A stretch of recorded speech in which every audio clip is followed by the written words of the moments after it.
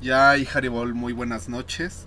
Soy Ananta Sheshadas. Bienvenidos nuevamente a esta clase de la India misteriosa de Vamanadas. Por fin regresamos después de más de un mes de no tener ninguna clase. eh, Porque se vino lo de Navidad, lo de Año Nuevo. Este, la semana pasada íbamos a tenerla, pero estuve un poco enfermo, entonces tuvimos que suspenderla, pero ya estamos de vuelta. Ah, lo que vamos a leer hoy está muy bonito y está muy ad hoc con lo que estuvimos leyendo en la mañana en la clase de Srimad Bhagavatam, porque en la mañana estuvimos hablando del señor Chaitanya y de un contrincante a quien derrotó. Y esta parte del libro habla precisamente sobre el nacimiento de Sri Chaitanya Mahaprabhu. Así que antes de comenzar a recitar unos mantras. Om Namo Bhagavate Vasudevaya.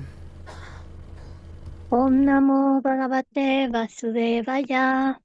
Om Namo Bhagavate Vasudevaya. Om Namo Bhagavate Vasudevaya. Om Namo Bhagavate Vasudevaya. Om Namo Bhagavate Vasudevaya. Sí fueron las tres, ¿verdad? Sí. Namam Vishnu Padaya Divyagyana Pradayine Srimate Paramatveiti Swaminenia Serupine Sharanagata Bhaktevya Shuddha Bhakti Vidayine Vishuddha Bhakti Siddhanta Dharadharani Shevine Namam Vishnu Padaya Krishna Pestraya Bhutale Srimate Bhaktivedanta Swami Nitinamine Namaste Saraswati Deve Gauravani Pracharine Nirvishesha Shunyavadi Paschatya Deshatarine.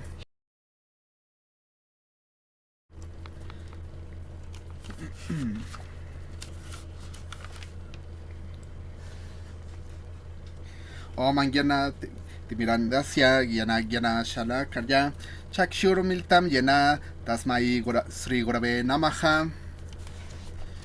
He Krishna Karuna Sindhu Din Karuna Sindhu Dinabando Jagat Pate Gopesha Gopika Kanta Radhakanta Namostute Tapta Kanchana Gaurangi Radhe Vrindavaneshwari Rishabhanu Sute Devi Pranamami Hari Priye. Jai Sri Krishna Chaitanya Prabhu Nityananda Sri Advaita Gadadhara Sri Vasadi Gauravakta Brinda.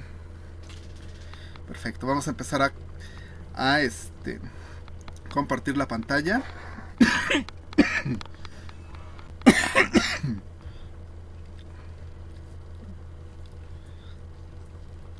Un anciano había rogado ansiosamente a Dios durante muchos años para que el avatar dorado descendiese a la tierra desde el reino de Dios. El avatar vino. Cuando el santo niño nació, se dice que una inmensa multitud de extranjeros acudió alegremente a la casa del asombrado padre y se arrodillaron delante del niño, trayéndole ricos presentes. Según las historias contadas por el pueblo, estos extranjeros eran Brahma, el creador, y Shiva, el destructor. Disculpen a mis perros. Y otros seres celestiales, disfrazados. Vecinos y amigos de la madre del niño vinieron a verla con regalos, con el fin de conocer el carácter del recién nacido. Pusieron delante de él joyas, monedas de oro y de plata, sedas, un terrón de tierra y un libro, el Srimad Bhagavatam. Sin la menor vacilación, el niño cogió el libro, en el cual los hechos del amor de Dios eran alabados. Lo rodeó con sus brazos y lo estrechó contra su pecho. Bailando y cantando, Chaitanya anduvo a través de la India, del Ganges al cabo Comorín, en el sur. Los árboles marchitos reverdecían a su paso, los animales del bosque lo reconocían y lo seguían. Todas las personas que se encontraban con él o lo miraban quedaban embargadas por el amor de Dios. Hombres sencillos y sabios filósofos de la escuela de Shankaracharya, mendigos budistas y mahometanos, los sin casta y brahmanas, ministros, príncipes y el que regía un poderoso reino. Ocurrió que una vez dos famosos ladrones quisieron asesinarlo, porque estaban furiosos de que él y toda la ciudad con él cantasen el santo nombre de Dios.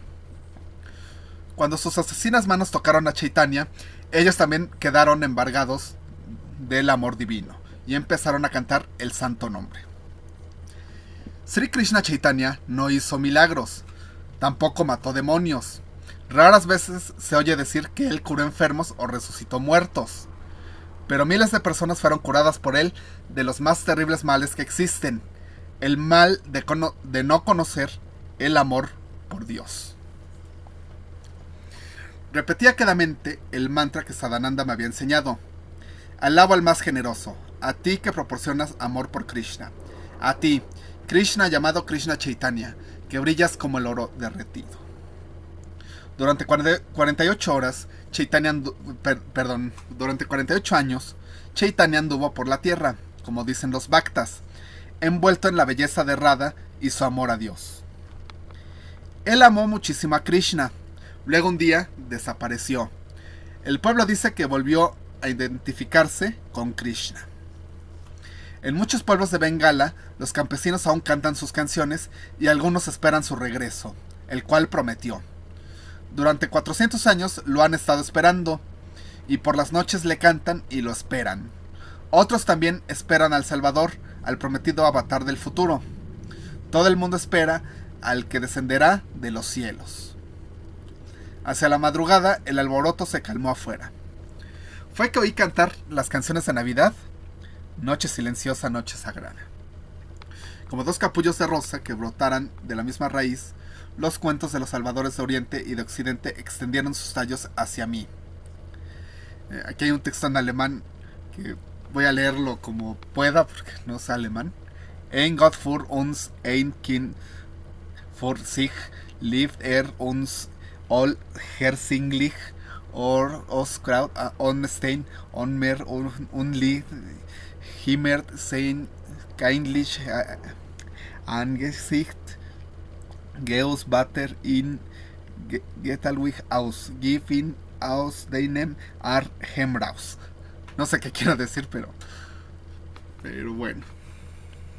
Aquella noche me pareció que había estado toda mi vida en el fondo de un pozo profundo, mirando ansiosamente hacia lo alto el trocito de cielo visible por la apertura de arriba.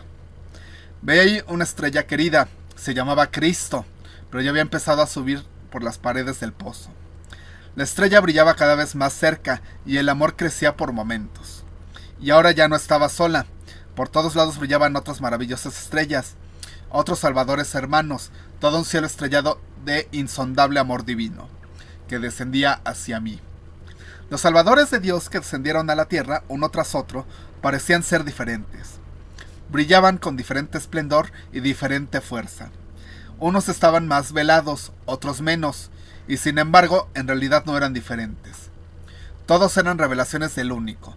Todos procedían de la misma luz, la misma antigua luz, el mismo ser divino original. No sé si me había dormido o si aún estaba despierto. Me parecía, sin embargo, como si me hallara en presencia del prometido avatar del futuro, que era pura luz y amor. ¿Cuál es tu nombre?, pregunté. Mi nombre es Vengo, contestó. Capítulo 11. Las puertas se abren, perdón.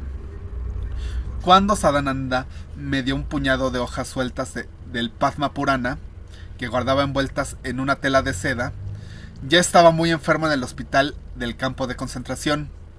Fue después de la primera operación abdominal cuando los médicos se convencieron de que iba a morir. Yo me las arreglaba para echarle una mirada de cuando en cuando por la ventana. Yacía ahí extendido, inmóvil y pálido como un cadáver.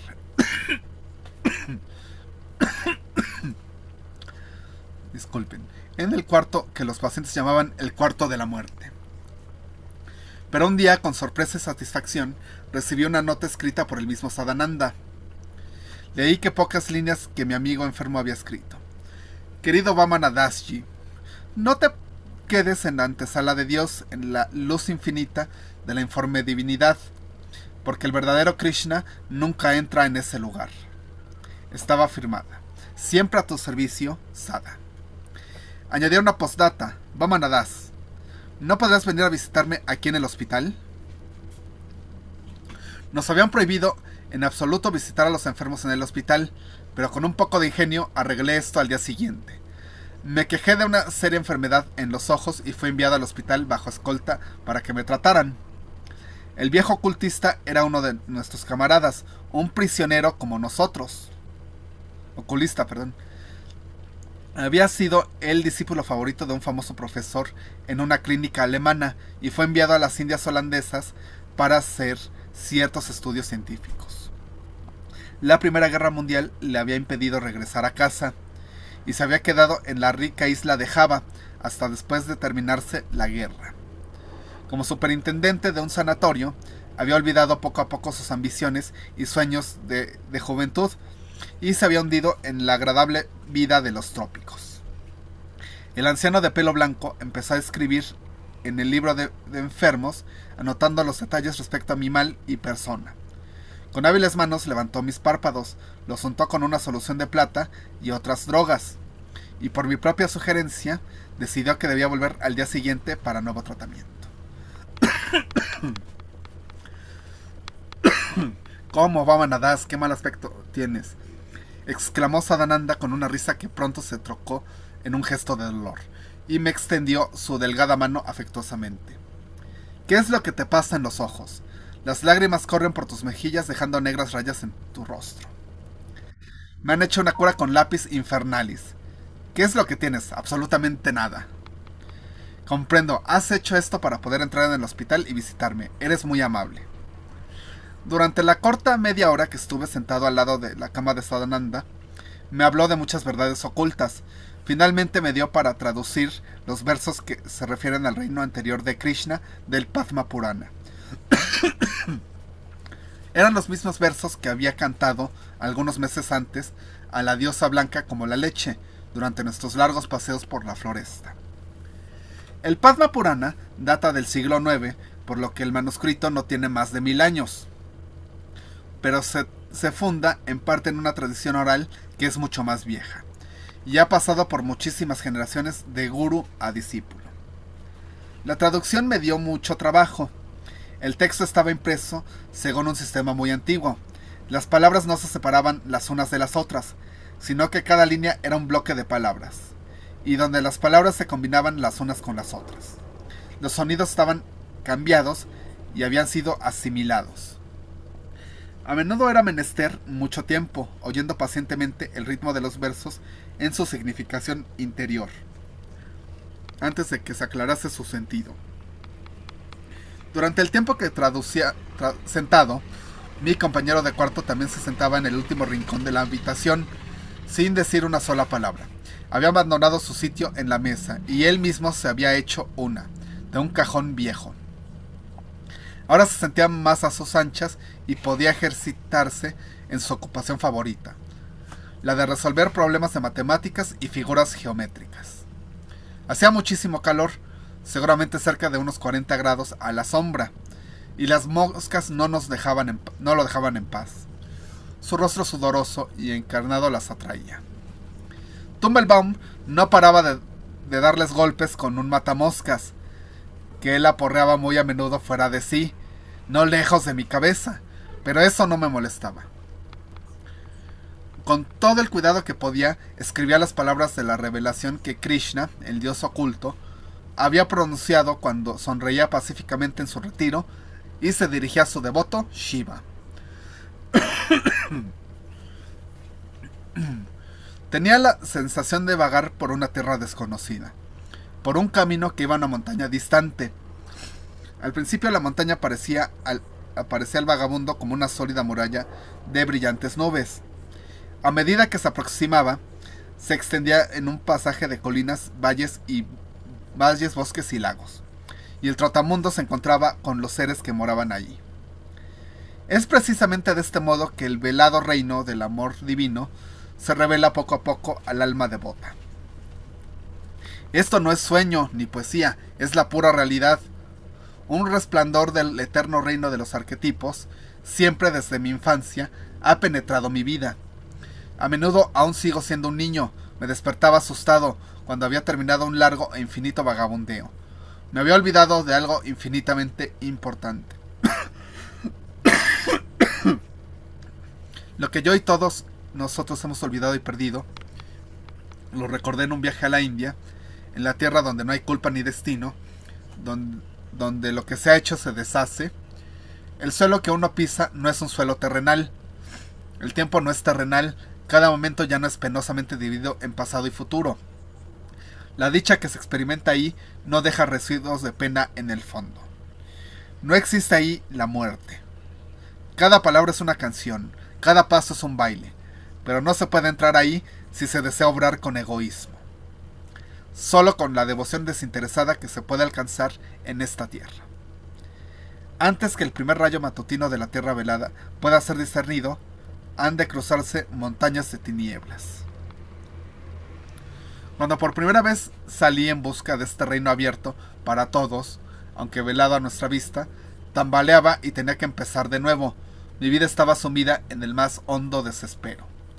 Sin embargo, en un mundo de barracas, donde todo lo de valor espiritual que había alcanzado una vez parecía perdido, donde todos los caminos acababan después de algunos pasos en una erizada alambrada, donde le pegarían un tiro a uno si intentara seguir más adelante, aún aquí en mi desespero, me esforzaba a abrirme camino hacia la tierra donde no hay culpas ni muerte.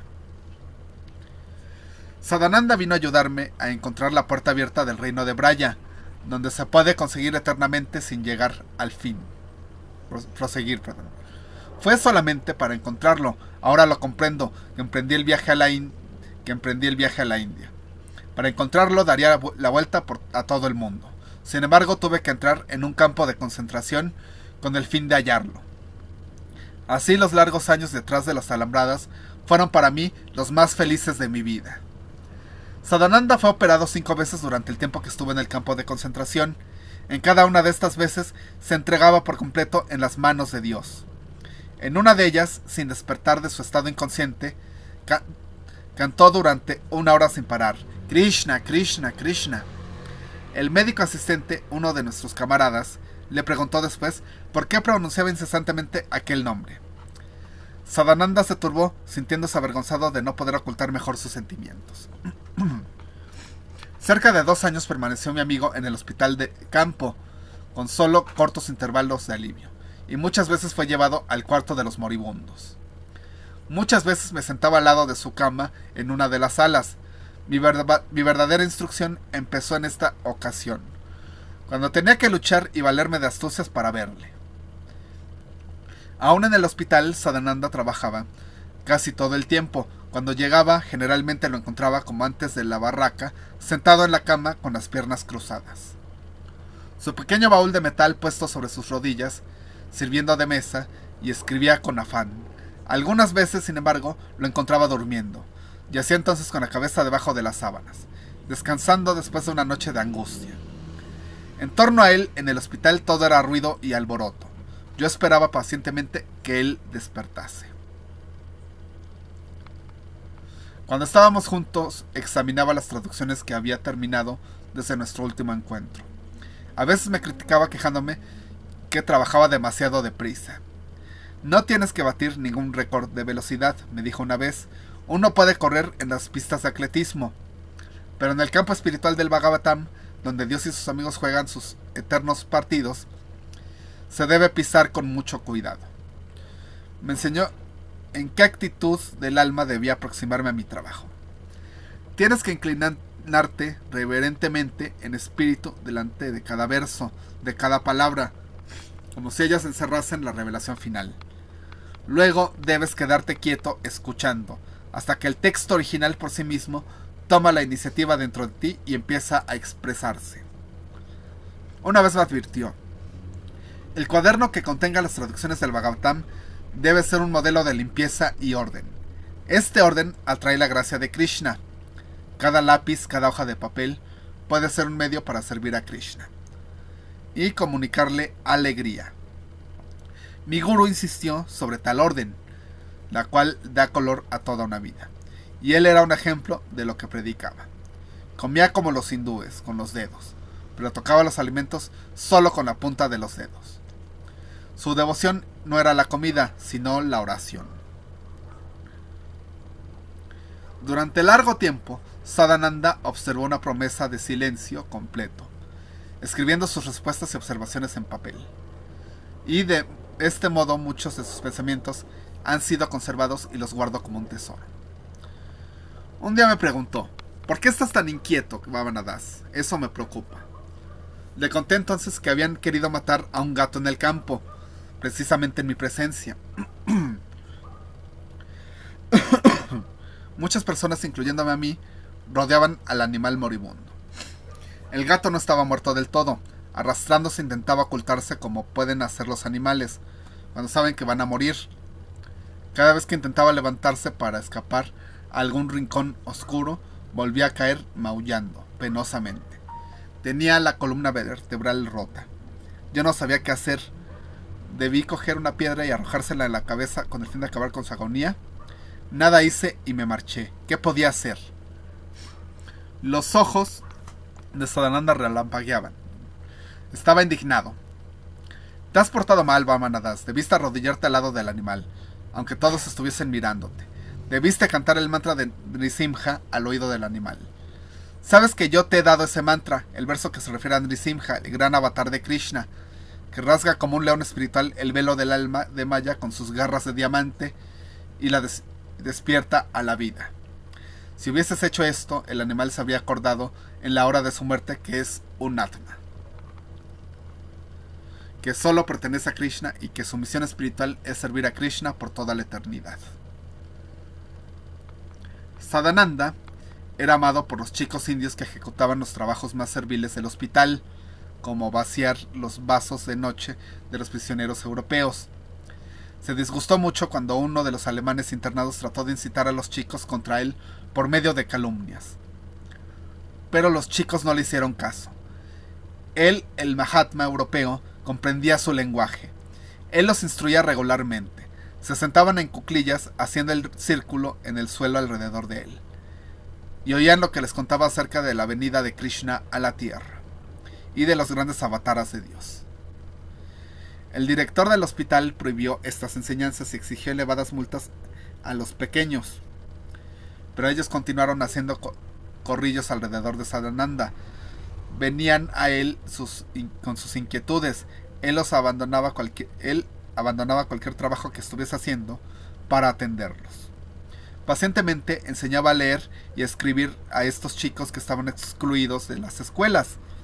Siempre que visitaba el hospital encontraba a 2 o 3 de estos chicos sentados al amparo de la poca sombra que proyectaban los retretes, acurrucados y listos para el caso que los llamase la áspera voz de alguno de los sahibs. Tenían una carpeta con papel de escribir y un libro de lectura sobre las rodillas e intentaban copiar las enrevesadas letras de la escritura indostánica. En el hospital, en todo el campo y en los bazares de los pueblos vecinos, empezó a correr el rumor de que Swami Sadananda había empezado a ayunar. Prefería morir antes que ser obligado a comer carne.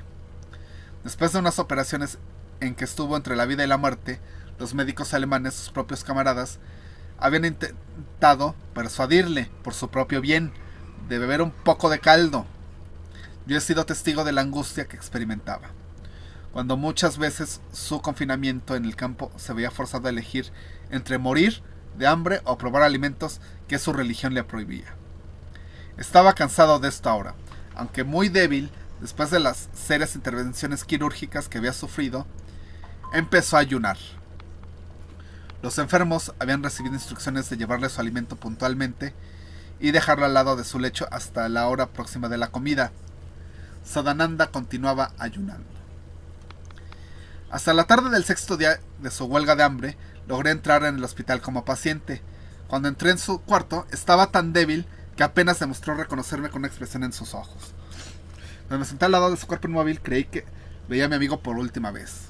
De repente empezó a hablarme con voz clara, sorprendentemente clara, y me dio las mismas órdenes que solía darme otras veces. Vamanadas, coge un lápiz y papel para escribir. Te voy a dictar en sánscrito una oración del Padma Purana. Está dirigida a la divina pareja Radha Krishna, los dos que son uno. Eso que soy, eso que es mío, en este mundo, en una vida futura, traigan todo eso hoy como un sacrificio ante tus pies. Yo soy tuyo, Krishna. Soy tuyo, Radha. Con mi cuerpo y mis hechos, con mi espíritu y con cada palabra, mi boca habla. Cuando Sadananda terminó, yo le pregunté: Swamiji, ¿en realidad no quieres seguir viviendo? Sonrió y dijo con buen humor: Sí, hoy cuando te vi pasar delante de la ventana, decidí intentar continuar viviendo en la tierra un poco más, con el fin de no interrumpir la instrucción que empecé a darte, antes de que seas capaz de seguir tu camino solo. Mi amigo dejó de ayunar. Una nueva fase de compañerismo empezó entre nosotros desde aquella tarde. Mientras recibía mi instrucción, casi inadvertida por mis camaradas, la historia del mundo se fraguaba en los campos de batalla. Los frentes de guerra en 4 continentes avanzaban y retrocedían. Estos cambios proyectaban negras sombras en nuestro campo, donde todo continuaba en un incesante vaivén. Hombres que antes habían sido menospreciados o que habían pasado inadvertidos, de repente resultaban personalidades influyentes en las barracas.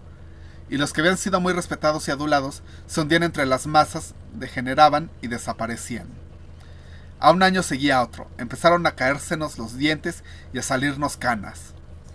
Una vez en la cola de la cantina me puse detrás de un individuo que siempre había sido muy esmerado para con su persona. Una chinche se paseaba tranquilamente por el cuello de su destrozada camisa y descendió luego espalda abajo. A medida que los años pasaban, lo había convertido todo en bebida, hasta sus buenos trajes confeccionados por un famoso sastre inglés. Aquellos desgraciados celebraban cada victoria con un trago y volvían a beber para ahogar sus penas después de una derrota. Un grupo de alpinistas que había sido cogido de improviso al estallar la guerra durante una expedición al Himalaya no pudo resistir más por el tiempo de confinamiento en el campo de concentración. Llevaron a cabo un bien planeado intento de fuga. Algunos de ellos se internaron en el Tíbet, pero uno de ellos, atrevido, sucumbió a las privaciones que tuvo que sufrir. Volvimos a ver a los demás en el campo. Después de sufrir el castigo que se les infligió, habían sido capturados unos, otros enfermos de fiebre se habían arrastrado voluntariamente hasta la carretera entregándose a la policía. Uno de ellos, que había resistido más que ninguno, me contó que al final ya no podía soportar la soledad del desierto y los vientos de la meseta del Tíbet. El estrépito de la tempestad, los ríos que se precipitaban por las hendiduras de las montañas y sobre los extraños pensamientos que lo asaltaban durante la noche, me habló de la codicia de aquellas gentes, sus deseos de obtener monedas de plata. Habló de una especie de pueblo fantasma, desierto, donde no había ni un ser viviente, y de un pueblo cercano, donde había sido arrojado a pedradas cuando se aproximó cansado y hambriento. Me mostró una profunda cicatriz que llevaba en la frente, recibida en aquella ocasión. Mucho después se enteraron que unos cuantos pueblos cerca del lago Manasarovar habían sido completamente despoblados por los estragos causados por la viruela. Los habitantes del pueblo donde fueron apedreados estaban fuera de sí por miedo a que los prisioneros estuviesen contaminados. La historia de aquel hombre me horrorizó. Yo, que había venido a la India con intención de cruzar el Himalaya con el fin de llegar al lago Manasarovar, ahora me enteraba que aún en aquellas regiones los seres humanos se odiaban. Tenían miedo, codicia y padecían enfermedades. Oh, era tal como Sri había dicho. El lago del Espíritu Santo no se hallaba en la tierra, se encuentra en otro mundo muy diferente. Estaba sentado al lado de la cama de mi amigo en el hospital cuando recibí una carta de mi esposa, enviada desde Suecia. Poco antes me había enterado que ella y nuestro hijo habían encontrado últimamente refugio en aquel hospitalario país. Mi esposa decía: debemos dar gracias a Dios porque tu madre haya muerto, pues así ya no tendrá que sufrir en el campo judío de Theresienstadt. Incliné la cabeza. Mi madre había sido un alma altiva y orgullosa. No había egoísmo en ella. Había tenido un último deseo en su vida: volver a ver a su hijo una vez más. Este anhelo la mantuvo viva durante años, en un medio ambiente en el cual la mayoría sucumbía. Pero el cumplimiento de este ardiente deseo le había sido negado. No pude impedir que las lágrimas corrieran por mis mejillas. Algunos de los pacientes en la sala lo notaron y me miraron con curiosidad. Sadananda me agarró de la mano. Vamanadas, tu madre está con Krishna, en el reino de Krishna, me dijo a manera de consuelo. La próxima vez que visité a Sadananda, me contó un sueño que había tenido. Soñaba que me habían puesto en libertad, pero cuando salía por la puerta para dirigirme a Brindavan, donde un amigo o un discípulo de mi gurú reside, el guardia me paró y me dijo: sí, usted puede marcharse, pero tiene que llevar al niño con usted. Sadananda sonríe. Era un hermoso y sano jovencito, pero sus ojos y orejas estaban llenos de tierra. Vamanadas, ¿sabes quién era aquel niño? Oh, sí, lo sabía. Eran mis ojos y oídos espirituales que estaban tapados con tierra. Con el corazón lleno de regocijo, contesté con el mantra que él me había enseñado. Reverencia al gurú que abrió mis ojos con una varita untada con el elixir de la sabiduría y apartó las tinieblas de mis ojos. Los dos nos echamos a reír. Aún tenemos mucho camino que recorrer antes de ir tan lejos, observó Sadananda. Poco después, repentinamente, pusieron a Sadananda en libertad. Se fue a Brindavan, la región que, según la opinión de muchos bhaktas, refleja la brillantez del reino interior de Krishna. Ahí, en las orillas del río Yamuna, Krishna había pasado su feliz juventud entre los pastores.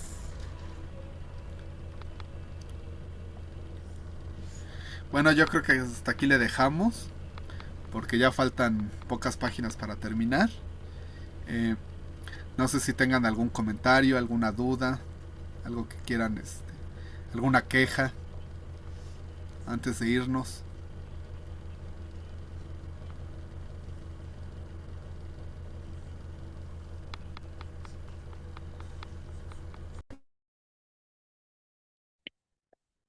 Pues sí, efectivamente, qué sorpresa que ya se va a acabar. Pero qué bonito también que recibimos instrucciones de un libro, ¿no? De repente tenemos algunas inquietudes parecidas a las que tiene el autor y vemos la respuesta que le dan.